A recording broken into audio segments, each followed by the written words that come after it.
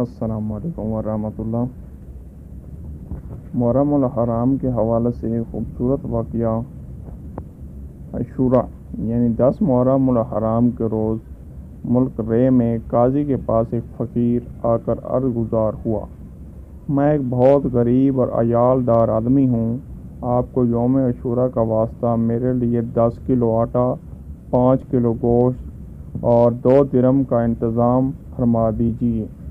قاضی نے ظہر کے بعد آنے کا کہا۔ جب فقیر وقت مقرر پر آیا تو عصر میں بلایا۔ وہ عصر کے بعد پہنچا، پھر بھی کچھ نہ دیا، خالی ہاتھ ہی بھیج دیا۔ فقیر کا دل ٹوٹ گیا۔ وہ رنجیدہ ایک غیر مسلم کے پاس پہنچا اور اس سے کہا، آج کے مقدس دن کے صدقے مجھے کچھ دے دو۔ اس نے پوچھا، آج کون سا دن ہے؟ تو فقیر نے عاشورہ کے کچھ فضائل بیان کیے، جسے سن کر اس نے کہا، آپ نے بہت ہی عظمت والے دن کا واسطہ دیا، اپنی ضرورت بیان کیجیے۔ فقیر نے اس سے بھی وہی ضرورت بیان کر دی۔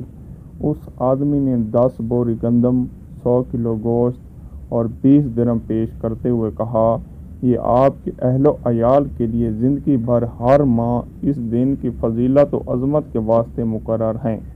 رات کو قاضی صاحب نے خواب میں دیکھا کہ کوئی کہہ رہا ہے، نظر اٹھا کر دیکھ۔ جب نظر اٹھائی تو 2 عالی شان محل نظر آئے، ایک چاندی اور سونے کی اینٹوں کا اور دوسرا سرخ یاقوت کا تھا۔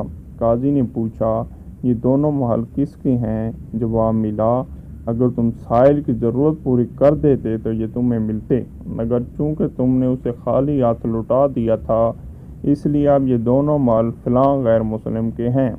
قاضی صاحب بیدار ہوئے تو بہت پریشان تھے۔ صبح ہوئی تو غیر مسلم کے پاس گئے اور اس سے پوچھا، کل تم نے کون سی نیکی کی ہے؟ اس نے پوچھا، آپ کو کیسے علم ہوا؟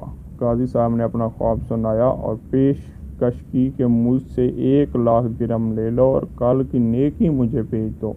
اس غیر مسلم نے کہا، میں روئے زمین کی ساری دولت لے کر بھی اسے فروخت نہیں کروں گا، اللہ پاک کی رحمت و عنایت بہت خوب ہے۔